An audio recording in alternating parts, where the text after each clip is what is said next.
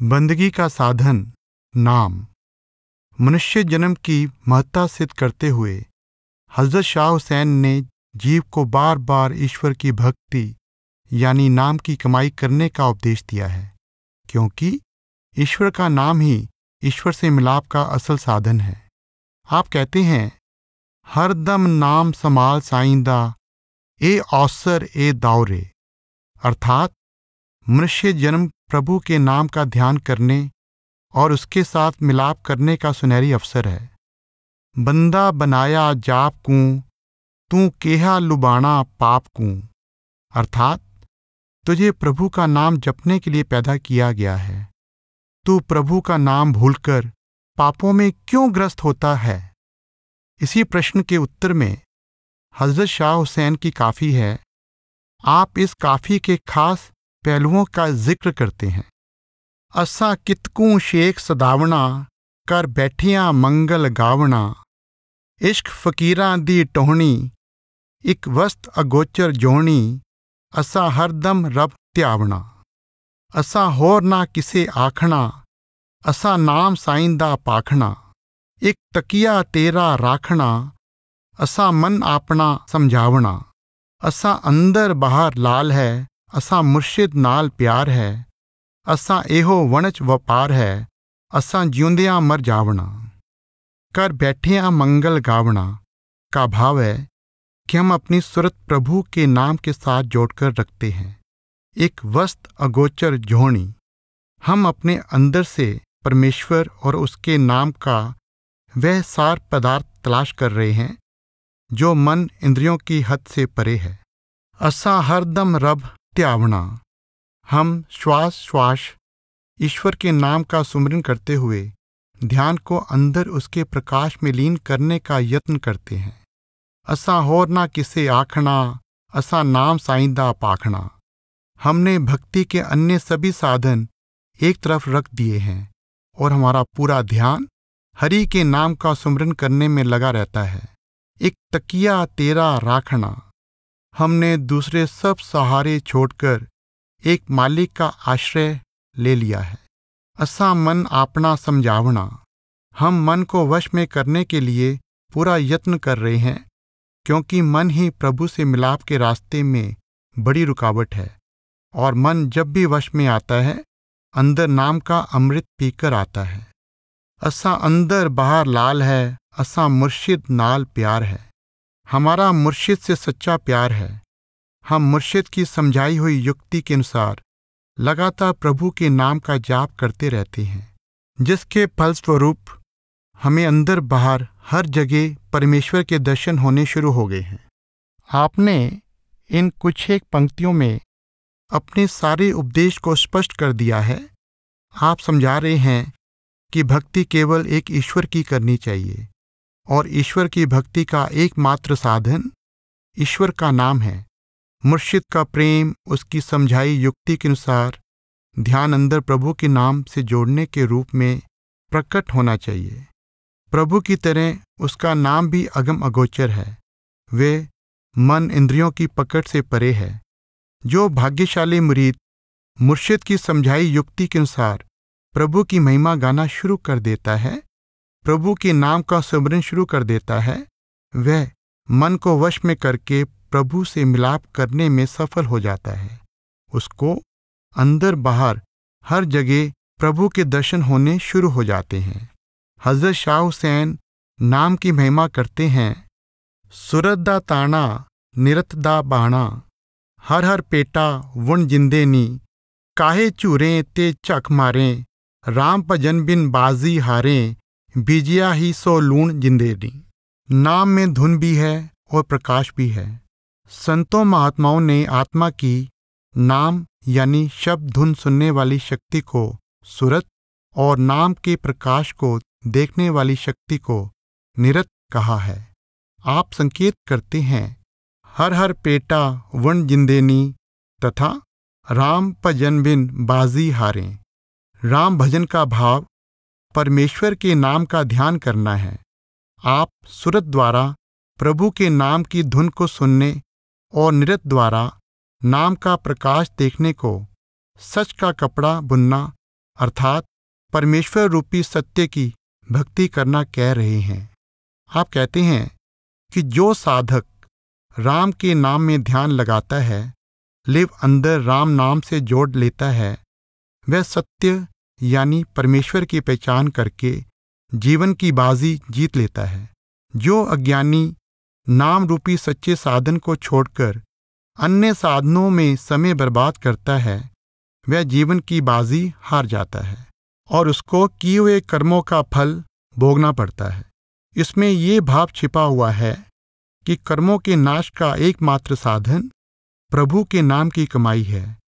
जो नाम की कमाई नहीं करता, कर्मों का फल भोगने के लिए विवश हो जाता है। हज़रत शाह हुसैन या किसी भी संत महात्मा ने नाम या राम नाम पद किसी खास भाषा में रखे गए परमेश्वर के किसी नाम के लिए प्रयोग नहीं किया। संत महात्मा समझाते हैं कि रब, राम, रहीम, परमात्मा, गोविंद, खुदा, प्रभु, गॉड आदि सिफाती नाम परमात्मा के किसी न किसी गुण को बयान करते हैं, जबकि सच्चा नाम परमेश्वर की सृष्टि का सृजन और प्रतिपालन करने वाली मुक्तिदाता शक्ति का सूचक है। जब तक बिजली पावर हाउस में रहती है, उसके रंग रूप और कार्य के बारे में कुछ पता नहीं लगता। जब वह पावर हाउस से चलकर कार्यशील होती है तो कारखाने चलाती है, हीटर चलाती है, फ्रिज चलाती है। वह शक्ति ही आग पैदा कर देती है और वही पानी को बर्फ बना देती है। उसी तरह प्रभु का नाम परमेश्वर से बह रही शक्ति की धारा है। सृष्टि का सृजन भी वह धारा करती है और जीव को सृष्टि से मुक्त करके परमेश्वर से मिलाने का कार्य भी वह धारा करती है। कामिल मुर्शिद अपनी शरण में आए साधक को अपनी लिव रब के नाम के साथ जोड़ने की युक्ति समझाता है। वह युक्ति सिखाना ही मुर्शिद द्वारा मुरीद को बैत किया जाना या गुरु द्वारा शिष्य को दीक्षा देना कहा जाता है। मुरीद को जो भी यत्न करना होता है, मुर्शिद की समझाई युक्ति के अनुसार लिव को अंदर नाम की धुन और नाम के प्रकाश से जोड़ने के लिए करना होता है। शेष सारा कार्य नाम की धुन और नाम का प्रकाश करता है। नाम की धुन द्वारा जीवात्मा ऊपरी मंडलों का रुख कायम कर लेती है और नाम के प्रकाश को देखती हुई ऊपरी मंडलों का सफर तय करती हुई कुल मालिक की दरगाह में पहुंच जाती है, जहां से नाम की धारा आ रही है। कुरान शरीफ में 99 नामों द्वारा अल्लाह ताला की उपमा की गई है। इन नामों को 4 श्रेणियों में बांटा जाता है। पहली 3 श्रेणियों के नाम सिफाती नाम हैं, जबकि चौथी श्रेणी का नाम ज़ाती नाम है। ये श्रेणियां इस प्रकार हैं। 1. असमाउल जलाल, जो नाम अल्लाह की शक्ति और बड़ाई को प्रकट करते हैं। 2. असमाउल जमाल, जो नाम की दया मेहर का उल्लेख करते हैं। 3. असमाउल सिफात, जो नाम उसके गुणों के सूचक हैं। 4. इस्म अज ज़ात, जिस नाम का अल्लाह की ज़ात या हस्ती से संबंध है। ये अल्लाह की इलाही ताकत को प्रकट करने वाला उसका ज़ाती नाम या निज नाम है, जिसको अल इस्म अल आज़म अर्थात अल्लाह का महान नाम कहा जाता है। इसका ज्ञान केवल पैगंबरों और वलियों को होता है। पहली 3 श्रेणियों में अनेक नाम हैं, इसलिए उनके लिए बहुवचन असमा का प्रयोग किया गया है। वे सभी सिफाती नाम हैं, जो रब की सिफतें बयान करते हैं। ये नाम अनेक हैं। ज़ाती नाम एक है, इसलिए उसके लिए एक वचन इस्म का प्रयोग किया गया है। अल्लाह का इस्म अज ज़ात यानी ज़ाती नाम उसका कौल यानी शब्द, कलाम, कलमा, कुन या अम्र है, जो अल्लाह की शक्ति और उसके ज्ञान का सूचक है। ये अल्लाह की आवाज़ है। अल्लाह जो कुछ करता है अपने कौल यानी शब्द, कलमे, कलाम, कुन या अम्र द्वारा करता है। सूफी दरवेशों ने इसमें आज़म को कलाम, कलमा, कुन, अम्र, सौत, बांग यानी आवाज़, निदाए सुल्तानी यानी परमात्मा रूपी बादशाह की आवाज़, कलामे इलाही यानी रब का कलाम, आवाज़े मुस्तकीम यानी सीधी आवाज़, बांगे आसमानी यानी आकाशवाणी, सुल्तान अल अज़कार यानी सुमरन का शहंशाह आदि अनेक नामों से पुकारा है। मौलाना रूम का कथन है, इसमें आज़म महान अल्लाह यानी अल्लाह अल अज़ीम है। इसमें आज़म रूह की रूह है। ये पुरानी हड्डी को जिंदा करने वाला है। या खुदा इसमें आज़म निराला है। ये अल्लाह रूपी दोस्त की ज़ाती का सूचक है। इसमें आज़म अल्लाह की करीबी का साधन है। हज़रत सुल्तान बाहू का कलाम है, सीने विच मकाम है कहंदा मुर्शिद गल समझाई हूँ, एहो साह जो आवे जावे होर नहीं शै काई हूँ, इसनू इस्मल आज़म आखन एहो सिर इलाही हूँ, एहो मौत हयाती बाहू एहो पेत इलाही हूँ। आप समझाते हैं कि इसमें आज़म ही असल दिव्य भेद यानी सिर इलाही है। इसमें आज़म ही रूह की रूह है। यही जिंदगी देने वाला है और यही जिंदगी लेने वाला है। जब ये कहा जाता है कि अल्लाह अंदर है, तो असल में ये कहा जाता है कि इसमें आज़म अंदर है। ख्वाजा हाफिज कहते हैं कि इसमें आज़म सर्वव्यापक और सर्वशक्तिमान है। संपूर्ण कायनात पर उसका राज्य है, पर मन रूपी शैतान के वश में आई रूह इसमें आज़म से महरूम यानी वंचित रह जाती है।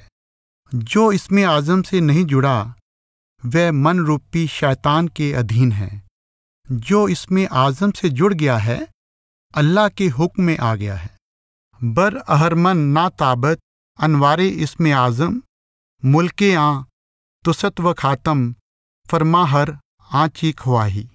इस संबंध में चिश्ती सिलसिले के हज़रत मोइनुद्दीन चिश्ती अपनी गज़ल में कहते हैं, इसमें अल्लाह के जमाल ने मेरे जानो दिल को छीन लिया, नामे खुदा की शीरी ने प्यासे लबों को सैराब किया। विसाले खुदा अगर तू चाहे कर जिक्र उसका हरदम, विसाले हक होगा गर हो विसाले नामे खुदा। खुदा का नाम खुदा से जुदा नहीं ज़रा भी, खुदा के नामों के नूर में नामे इलाही का कमाल देख। यकीन कर कि दिन रात हक के साथ है तू, गर हम नशी हैं तेरे ख्याल में नाम उसका।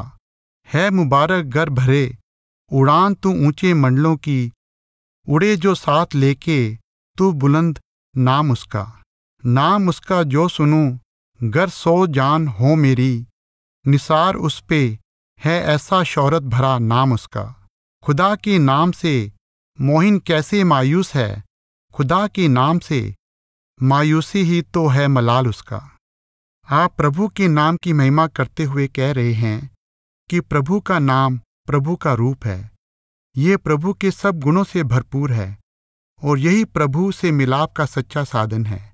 नाम से मिलाप प्रभु से मिलाप है और नाम की ओर से मुंह मोड़ लेना प्रभु की ओर से मुंह मोड़ लेना है।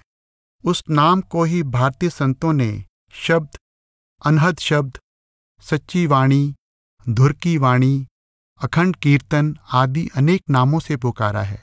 चीनी, यूनानी, यहूदी, पारसी, ईसाई महात्माओं ने अपनी अपनी भाषाओं में अलग अलग नामों से उस सच्चे नाम की महिमा की है, परंतु संसार के सब धर्मों, जातियों और वक्तों में हुए पूर्ण पुरुषों ने केवल अंदर सूरत द्वारा सुने जाने वाले और नृत्य द्वारा देखे जाने वाले उस अनादि, अविनाशी, सर्वव्यापक नाम को ही रब से मिलाप का एकमात्र साधन माना है।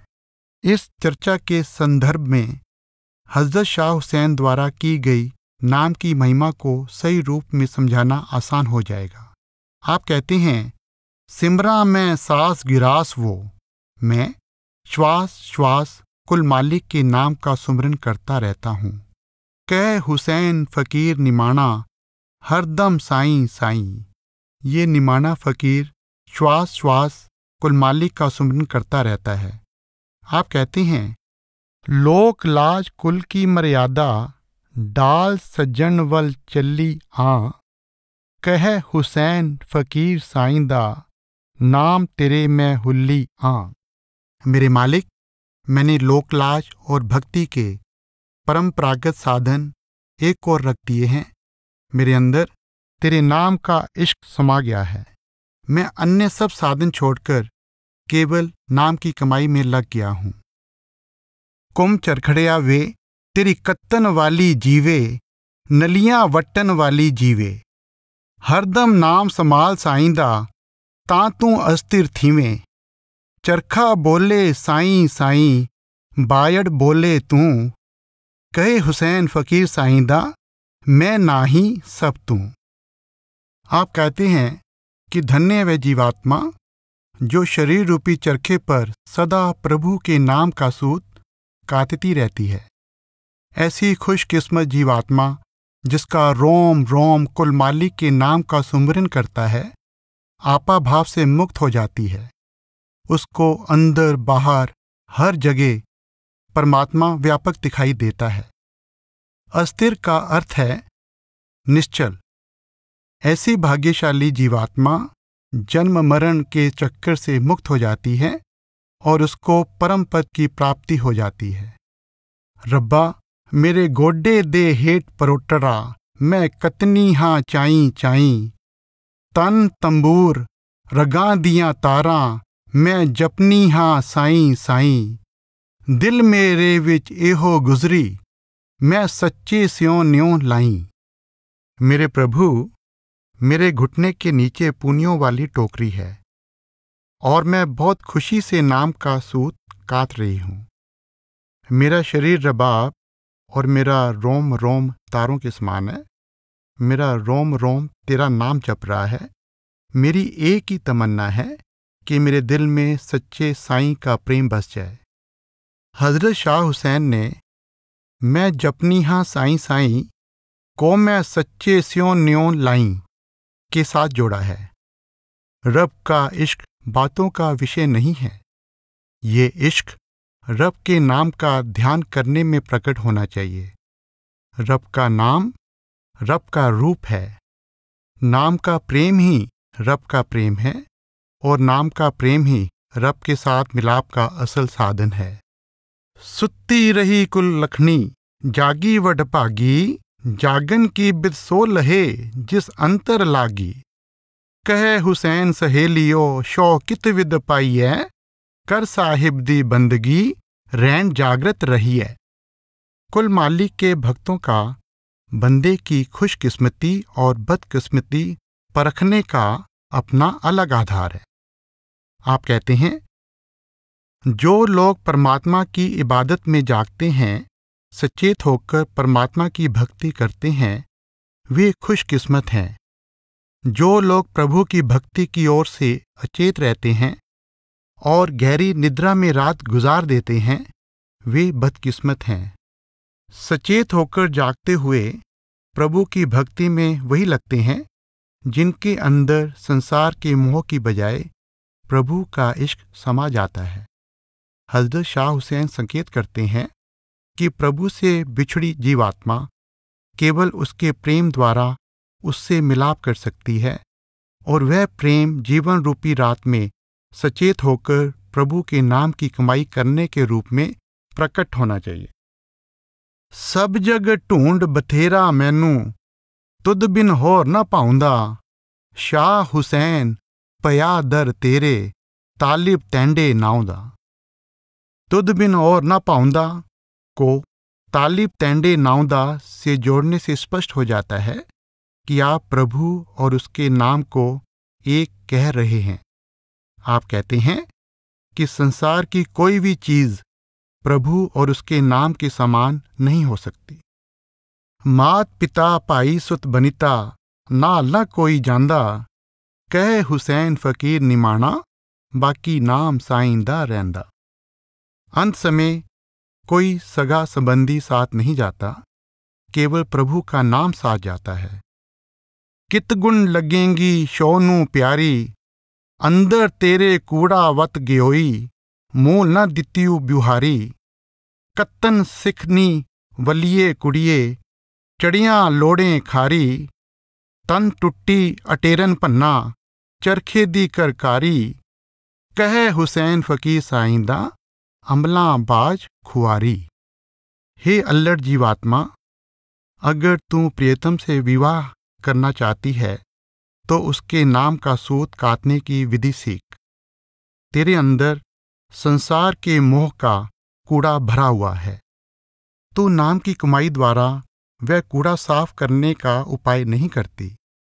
अगर भूले भटके सुमरन करती भी है तो तेरी लिव अंदर नाम से नहीं जुड़ती और तेरा ध्यान बाहर ही फैला रहता है। अमला बाज खुआरी। हे जीवात्मा, प्रभु की भक्ति उसके नाम की कमाई का शुभ कर्म नहीं करेगी तो अंत समय ख्वार होगी। साधना के महत्वपूर्ण पहलू। हजरत शाह हुसैन ने कुल मालिक की बंदगी या नाम की कमाई के प्रति कुछ अहम बातों के संकेत भी किए हैं।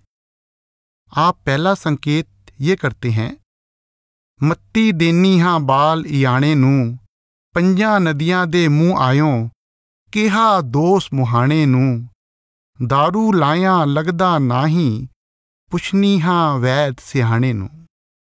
प्रभु से मिलाप करने के चाहवान साधक का मूल उद्देश्य ध्यान को शरीर के 9 द्वारों की ओर से समेटकर आंखों से ऊपर स्थिर करके अंदर प्रभु के नाम से जोड़ना है, जबकि 5 विकार ध्यान को बार बार नीचे इंद्रियों की ओर खींचकर ले आते हैं। हजरत शाह हुसैन सावधान करते हैं कि मैं मूर्ख मन को बहुत समझाता हूँ, परंतु ये कहना नहीं मानता, बल्कि ये तो काम, क्रोध, लोभ, मोह, अहंकार की प्रबल धारा में बहता चला जा रहा है। जब मैंने मुर्शिद रूपी मल्लाह की हिदायत पर अमल नहीं किया तो मैं उसे दोष कैसे दे सकता हूँ?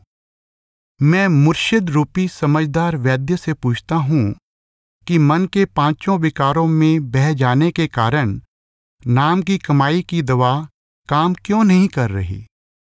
आप समझा रहे हैं कि जब तक वैद्य के बताए परहेजों का पालन नहीं करते, उसकी दवा काम नहीं करती।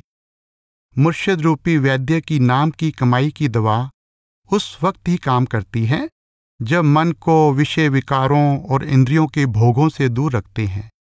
हजरत शाह हुसैन कहते हैं, कर सोहन सैया एतड़ियां, होड़ियां हटकियां रहन न मूले, डूंगे चिक्कड़ लेटड़ियां। काइयां पुखियां काई तिहाई, काई जगंदियां काई निंदराई।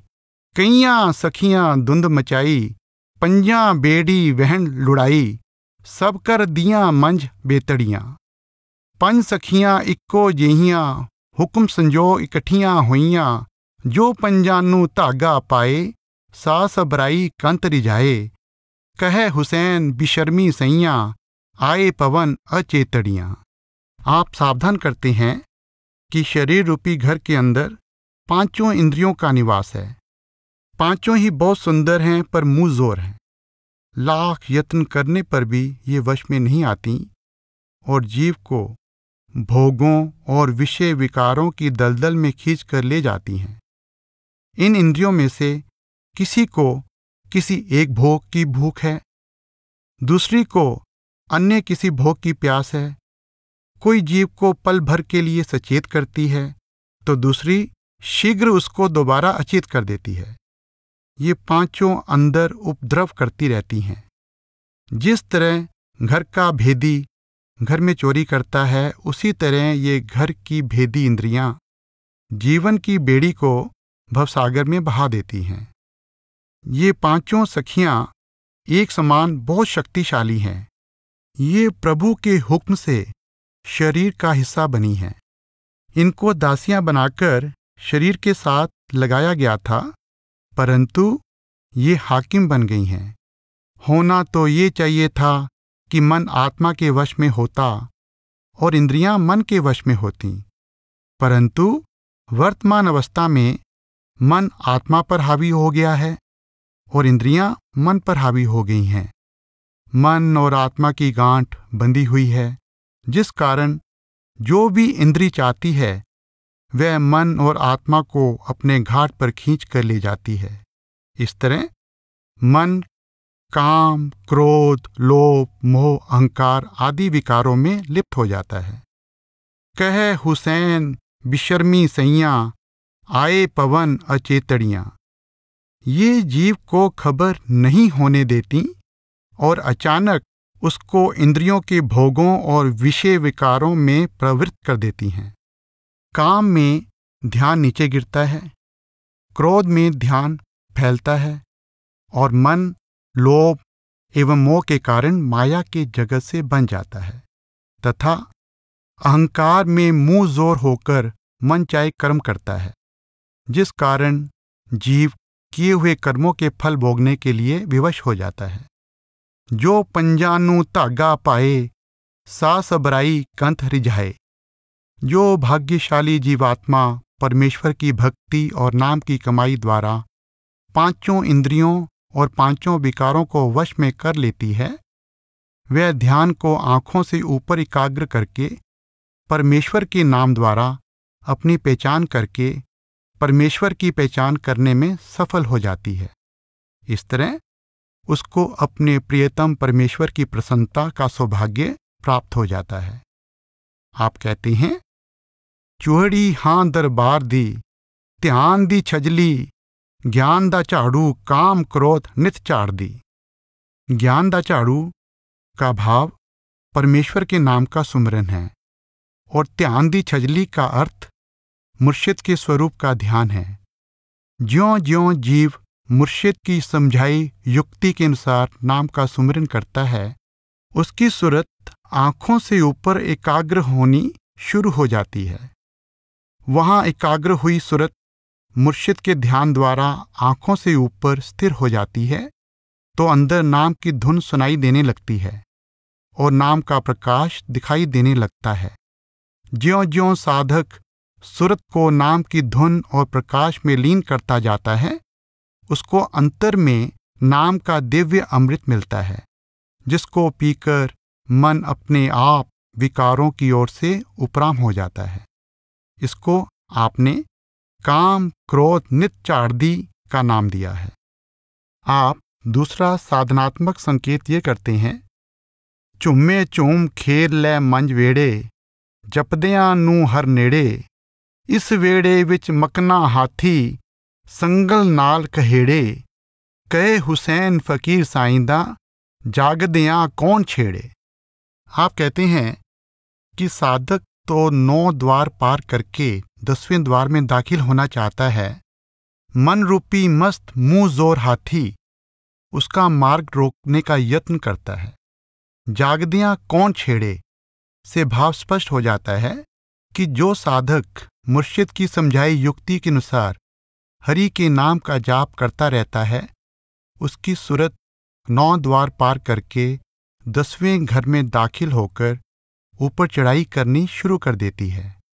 ज्यों ज्यों सूरत ऊपर की ओर चढ़ाई करती है, मन का जोर कम होता जाता है।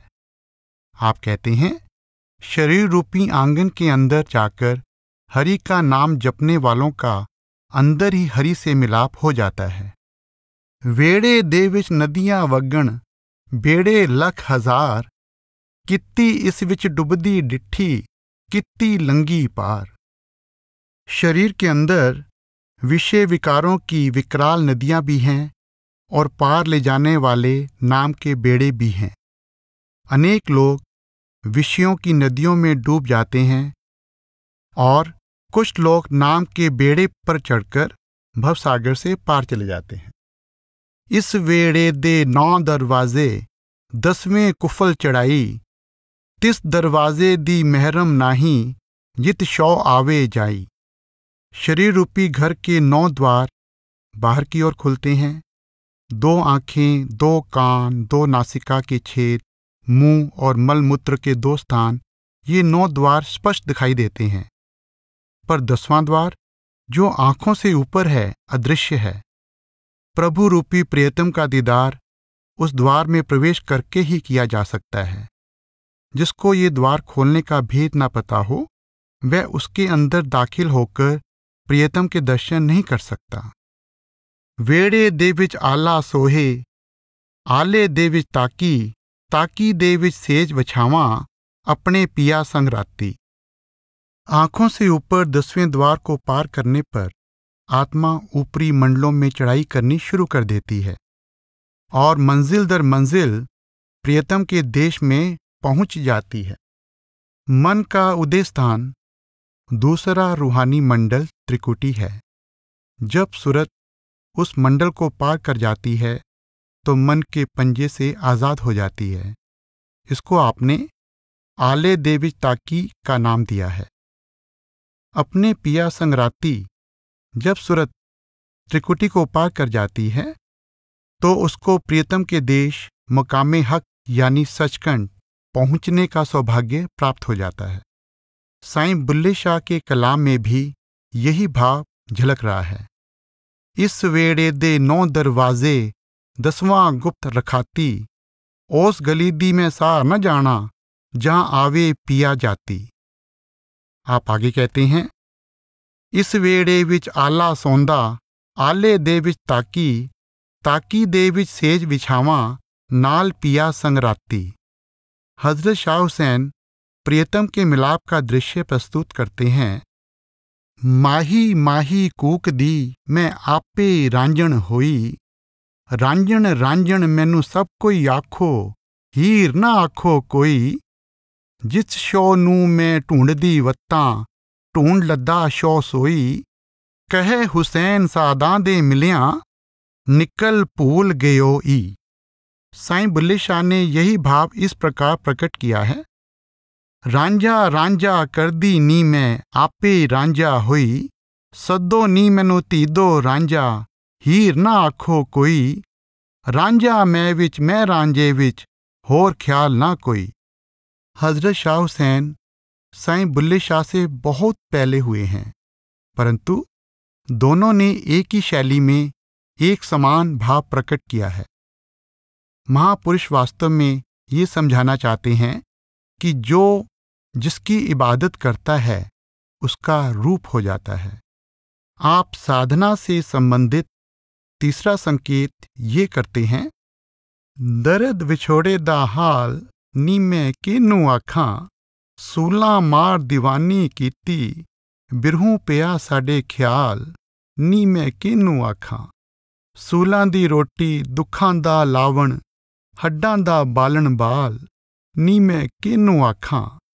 जंगल जंगल फिरां टुटेंदी, अजे ना मिलिया महिवाल, नी मैं किनू आखां। रांझण फिरां टुडेंदी, रांझण मेरे नाल, नी मैं किनू आखां। कहे हुसैन फकीर साईं दा, वेख निमाणियां दा हाल, नी मैं किनू आखां। आपने यही भाव इन शब्दों में भी प्रकट किया है। माए नी मैं किनू आखां, दर्द विछोड़े दा हाल, धुआं तुखे मेरे मुर्शिद वाला, जा फोलां तां लाल। सूलां मार दीवानी कीती, बिरहूं पिया साडे ख्याल। दुखां दी रोटी सूलां दा सालण, आहीं दा बालण बाल। जंगल बेले फिरे टुडेंदी, अजे ना पायो लाल। कहे हुसैन फकीर निमाणा, शौ मिले तां थीवा निहाल। काफी में मुर्शिद रूपी हीर कहती है कि मुझे कुछ समझ नहीं आ रहा कि मैं मुर्शिद रूपी रांझे से वियोग का दर्द किसके आगे और किस तरह से बयान करूं। इस काफी के पहले हिस्से में वियोग के इस दर्द का हृदय स्पर्शी वर्णन किया गया है। आप दूसरे भाग में कहते हैं, रांझण फिरां टुडेंदी, रांझण मेरे नाल। हीर कहती है कि जिस रांझे को मैं बाहर ढूंढ रही थी वह तो हमेशा मेरे साथ है, पर मैं ये भेद किसे समझाऊं। आप पहले कही गई काफी में कहते हैं, ਧੂਆਂ तुखे मेरे मुर्शिद वाला जा फोला तां लाल। जब तक मेरा ध्यान बाहर था, मुझे मुर्शिद के वियोग ने बेचैन किया हुआ था। जब ध्यान अंदर स्थिर हो गया तो अंदर ही मुर्शिद का दीदार हो गया। सोहनी सूरत दिलबर वाली रही अखीं विच गल, एक पल सज्जन जुदा न थीवे बैठा अंदर मल। आप कहते हैं कि मुर्शिद का मनमोहक स्वरूप हृदय की गहराई में समा गया है। मेरे प्रियतम ने हृदय में अपना पक्का ठिकाना बना लिया है। वह पल भर के लिए भी मुझसे जुदा नहीं होता। भारतीय संतों और सूफी दरवेशों ने समझाया है कि जब गुरु शिष्य को दीक्षा देता है या मुर्शिद मुरीद को बैत करता है तो वह नूरानी स्वरूप में मुरीद के अंदर विराजमान हो जाता है। वह स्वरूप कभी उसका साथ नहीं छोड़ता।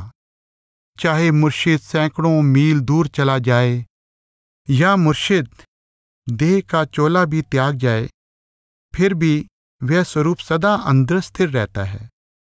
जब मुरीद अपना ध्यान 9 द्वारों से पलटकर अंदर आंखों से ऊपर स्थिर कर लेता है तो मुर्शिद का नूरी स्वरूप प्रकट हो जाता है और वह सदा शिष्य की संभाल और मार्गदर्शन करता रहता है। उस स्वरूप के मार्गदर्शन में शिष्य मार्ग के सारे रूहानी मंडल पार करके मकामे हक पहुंचता है। इस संबंध में हजरत सुल्तान बाहू ने भी बहुत सुंदर भाव प्रकट किए हैं। आप कहते हैं की होया बुत दूर गया, दिल हरगिज दूर न थीवे हु, सैं कोहाते वसदा मुर्शिद विच हजूर दिसीवे हु। जैंदे अंदर इश्क दी रत्ती बिन शराबों खीवे हु, नाम फकीर तिना दा बाहू कबर जिनादी जीवे हु। आप कहते हैं कि अगर मुर्शिद का देह स्वरूप दूर हो गया है तो भी उसका नूरानी स्वरूप सदा मेरे अंदर है। मुर्शिद 100 कोस दूर भी चला जाए तो भी उसका नूरानी स्वरूप सदा अंदर मौजूद रहता है। कबर जिनादी जीवे हु का संकेत जीते जी मरने की अवस्था की ओर है। उस अवस्था में शरीर का आंखों से निचला भाग कब्र के समान होता है, परंतु सुरत अंदर चेतन होती है। आप कहते हैं कि ऐसी अवस्था प्राप्त कर चुका साधक चाहे मुर्शिद के देह स्वरूप से कितना भी दूर हो जाए, उसको मुर्शिद का नूरानी स्वरूप सदा अंदर दिखाई देता रहता है। मुर्शिद का देह स्वरूप उसके नूरानी स्वरूप तक पहुंचने का साधन है। रूह रूपी मुरीद अपना सारा आंतरिक सफर मुर्शिद के नूरानी स्वरूप के मार्गदर्शन में तय करता है। साधना के बारे में आप चौथा संकेत ये करते हैं, हड्डां दा कलबूत बनाया विच रखिया पौर रबाना ई। हजरत शाह हुसैन समझाते हैं कि परमात्मा ने 5 तत्वों से बने इस हाड़ मांस के शरीर के अंदर आत्मा रूपी भंवरा रखा है। आत्मा परमात्मा की अंश है। उसके अंदर परमात्मा के सभी गुण मौजूद हैं। वर्तमान अवस्था में मन और इंद्रियों के कारण आत्मा के वे गुण दब गए हैं और इसने अपने आप को मन और इंद्रियां ही समझना शुरू कर दिया है। आप नसीहत करते हैं, टुक बूझ मन में कौन है, सब देख आवा गौण है, मन और है तन और है, मन का वसीला पौन है। आप कहते हैं, हे जीव, अपने सही अस्तित्व की पहचान करने का यत्न कर। तेरा सही अस्तित्व तन और मन से अलग है। शरीर और मन प्राणों के सहारे काम करते हैं, परंतु आत्मा का अस्तित्व तन, मन और प्राणों पर निर्भर नहीं है। आत्मा का अस्तित्व इनसे आजाद है। जब तक आत्मा तन मन के साथ बंधी हुई है, ये आवागमन के चक्कर से बंधी रहती है। बंदा बनाया जाप कूं, तू केहा लुभाना पाप कूं, तैं सही की किया आप कूं। आप कहते हैं, हे इंसान, परमात्मा ने तुझे अपने नाम की कमाई के लिए भेजा था, परंतु तूने नाम की कमाई का शुभ कर्म छोड़कर पाप कमाने में समय बर्बाद कर दिया। तूने अपने आत्मिक स्वरूप की पहचान नहीं की। अगर तूने अपने आप की पहचान द्वारा परमात्मा की पहचान नहीं की, तो समझ ले कि तूने शेष जो कुछ भी किया है वह कुछ भी ना करने के समान है। आप कहते हैं, बंदे आप नू पछाण, जे तैं अपना आप पछाता, साईं दा मिलन आसान। आप समझा रहे हैं कि जो साधक अपने असल आत्मिक स्वरूप की पहचान कर लेता है, उसके लिए प्रभु की पहचान करना आसान हो जाता है। बाबा फरीद का कलाम है, आप सवारे मैं मिलया सुख होए, फरीदा जे तू मेरा होए रहे, सब जग तेरा होए। परमात्मा बंदे को कहता है, यदि तू मन इंद्रियों से जुदा होकर अपने आप की पहचान कर ले, तो तेरा सहज ही मुझसे मिलाप हो जाएगा और तू शाश्वत सुख का अधिकारी बन जाएगा। जब तू मेरा हो जाएगा तो मेरे द्वारा रची गई संपूर्ण सृष्टि तेरी हो जाएगी। साईं बुल्ले शाह का कलाम है, बुल्ला शाह संभाल तू आप ताई, तू ता अनंत लग दे में कहाँ सोवें। अर्थात तू शरीर का साथ लेकर अज्ञानता की नींद में क्यों सोया हुआ है। यदि तू अपने असल स्वरूप की पहचान कर ले, तो तुझे बोध हो जाएगा कि तू परमात्मा की तरह अनंत अपार है। बुल्ला शाह संभाल जब आप देखा, सदा सोहंग प्रकाश होए चुलदाए। सोहंग का अर्थ है मैं वही हूं जो परमात्मा है। इसको सूफी दरवेशों ने अनल हक कहा है। आप कहते हैं कि जब अपने आत्मिक स्वरूप की पहचान हो गई तो पता लगा कि मेरा असल मूल वह परमेश्वर है। मैं उसकी अंश हूं और मेरी हस्ती का आधार मन इंद्रियां ना होकर परमात्मा है। सुख रूप अखंड चेतन है तू, बुल्ला शाह पुकार दे वेद चारे। आप कहते हैं, चारों वेद गवाही दे रहे हैं कि आत्मा परमात्मा की तरह अमर, अविनाशी, परम चेतन और आनंद रूप है।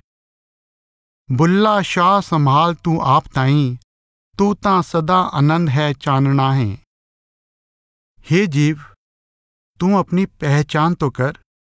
तेरी आत्मा परम चेतन, प्रकाश रूप और आनंद रूप है। संसार के सब पूर्ण पुरुष साधक को उपदेश देते हैं कि आत्मा को तन और मन से जुदा करके अपने सच्चे स्वरूप की पहचान करो, क्योंकि यही परमेश्वर की पहचान का मूल आधार है। प्रश्न पैदा होता है कि जीवात्मा अपने सच्चे स्वरूप की पहचान कैसे करे। वर्तमान अवस्था में शरीर, मन और आत्मा की गांठ बंधी हुई है।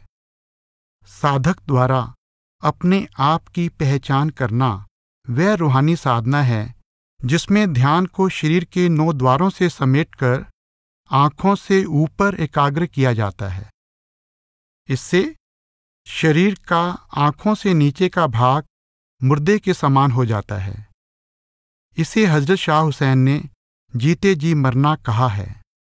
आप कहते हैं, कहे हुसैन हयाती लोड़ें, तां जिਉਂਦਿਆਂ ही मरिए। अर्थात यदि अमर जीवन की चाह है तो मुर्शिद से जीते जी मरने की युक्ति सीखो। एक अन्य प्रसंग में शाह हुसैन फरमाते हैं, चंदन रुख लगा विच वेड़े, जोर तगाने खइये वो, कहे हुसैन फकीर साईं दा, जीवन दिया मर रहिए वो। आप कहते हैं कि हृदय रूपी आंगन में नाम रूपी वृक्ष से आलिंगन कर उसकी सुगंध प्राप्त करना चाहते हो तो जीते जी मरने की युक्ति सीखो। असां अंदर बाहर लाल है, असां मुर्शिद नाल प्यार है, असां एहो वणज वपार है, असां रल मिल चुरमट पावना। आप कहते हैं कि हमारा मुर्शिद से सच्चा प्यार है। हम मुर्शिद द्वारा समझाई युक्ति के अनुसार जीते जी मरने का अभ्यास करते रहते हैं। हमारा सारा बल इसी कारोबार पर है, क्योंकि इसके द्वारा ही हमें अंदर बाहर व्यापक प्रभु का दीदार हो सकता है। जीते जी मरने में एक विरोधाभास है। जब मुरीद अपने मुर्शिद द्वारा समझाई हुई युक्ति के अनुसार ध्यान को आंखों से ऊपर स्थिर कर लेता है, तो शरीर का आंखों से निचला भाग मुर्दे के समान होता है और अंदर आत्मा सचेत होती है। जब तक साधक अभ्यास में मग्न रहता है, शरीर का आंखों से निचला भाग मुर्दे के समान रहता है। इसको सूफी दरवेशों ने मुकम्मल यकसुई की अवस्था कहा है और भारतीय संतों ने पूर्ण एकाग्रता या समाधि की अवस्था कहा है। उस अवस्था में पहुंचकर आत्मा शरीर या इंद्रियों के बंधन से मुक्त हो जाती है और आत्मा अपने निज स्वरूप की पहचान द्वारा प्रभु की पहचान कर लेती है। जब वह ध्यान को फिर 9 द्वारों में उतार लेता है तो शरीर चेतन हो जाता है। साईं बुल्ले शाह का कलाम है, इश्क जिन्ना दी हड्डी पैंदा सोई नर जीवत मर जांदा। जिसके अंदर प्रभु का इश्क समा जाता है, वह मुर्शिद की समझाई युक्ति के अनुसार रूहानी अभ्यास द्वारा जीते जी मरने की अवस्था प्राप्त कर लेता है।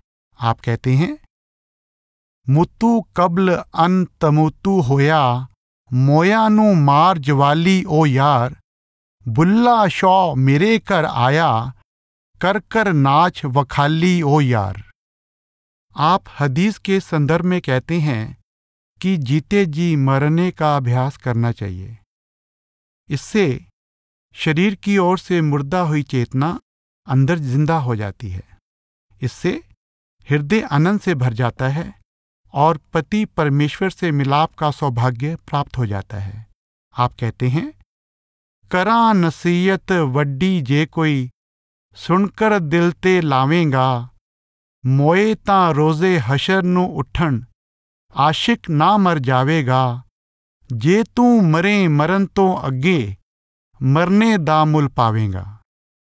आप कहते हैं कि मैं जो सबसे बड़ी नसीहत दे रहा हूं उसे दिल में बिठा लो और तुम जीते जी मरने का अभ्यास करो। इससे तुम्हें क़यामत के दिन कर्मों का हिसाब नहीं देना पड़ेगा। तुम जन्म मरण के चक्कर से मुक्त हो जाओगे, तुम्हारा प्रभु से मिलाप हो जाएगा और तुम्हें अमर जीवन प्राप्त हो जाएगा। सार, हजरत शाह हुसैन के कलाम का मूल उद्देश्य जीव को नाशवान रचना के मोह से छुड़ाकर अविनाशी परमेश्वर की भक्ति द्वारा उससे मिलाप करने की प्रेरणा देना है। आप समझाते हैं कि इंसान की हस्ती का मूल आधार उसकी आत्मा है, शरीर और मन नहीं। शरीर नाशवान है, परंतु आत्मा अविनाशी परमात्मा की अंश है। इसके अंदर परमात्मा के सभी गुण मौजूद हैं, परंतु वे गुण इस रचना के मोह के नीचे दब गए हैं।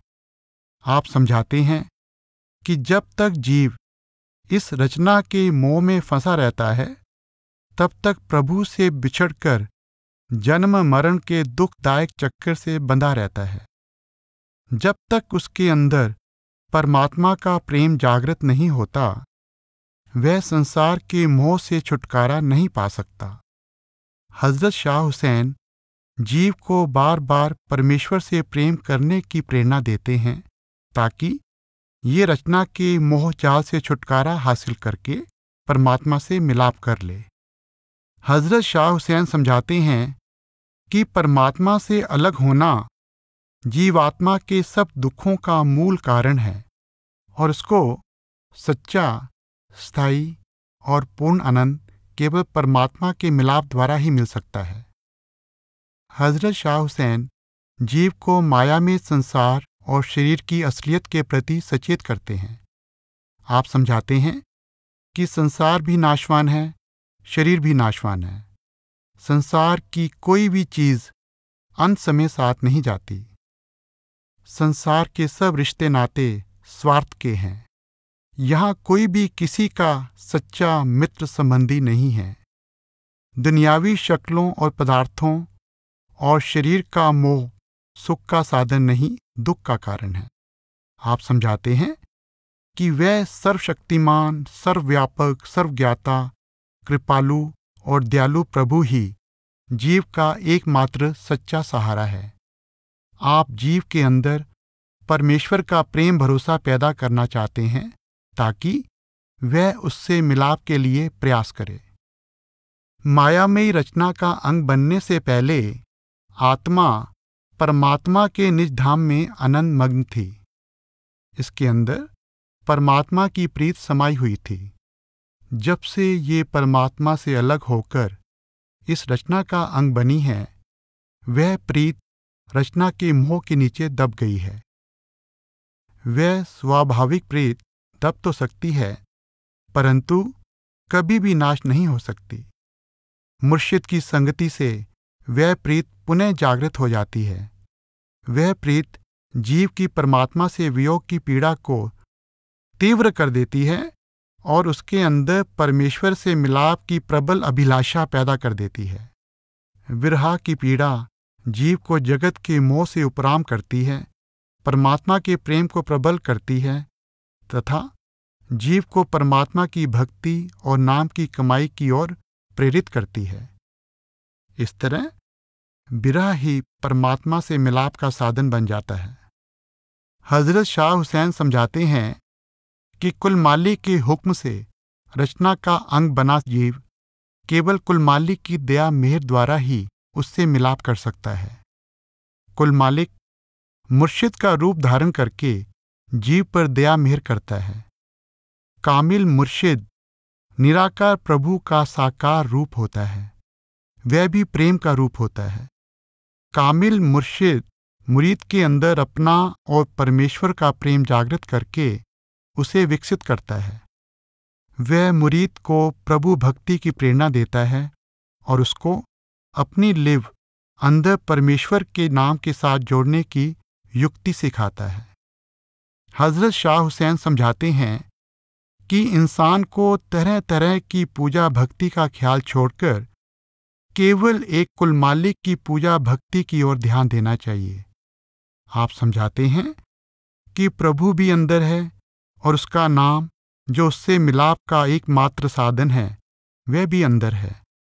इसलिए इंसान को हर प्रकार की बहिर्मुखी खोज छोड़कर अंदर प्रभु की तलाश करनी चाहिए और भक्ति के अन्य सभी साधनों को छोड़कर मुर्शिद की समझाई हुई युक्ति के अनुसार ध्यान अंदर परमात्मा के नाम से जोड़ना चाहिए। जब ध्यान अंदर स्थिर होकर नाम से जुड़ता है तो आत्मा का ऊपर की ओर का सफर शुरू हो जाता है। नाम की कमाई द्वारा आत्मा मन और शरीर से अलग हो जाती है। उसको अपने निर्मल आत्मिक स्वरूप की पहचान हो जाती है और ये मार्ग के सारे मकाम पार करके कुल मालिक के परम धाम पहुंच जाती है। जन्म मरण के दुखों से सदा के लिए मुक्त हो जाती है और आत्मा सच्चे एवं स्थायी आनंद की अधिकारी बन जाती है।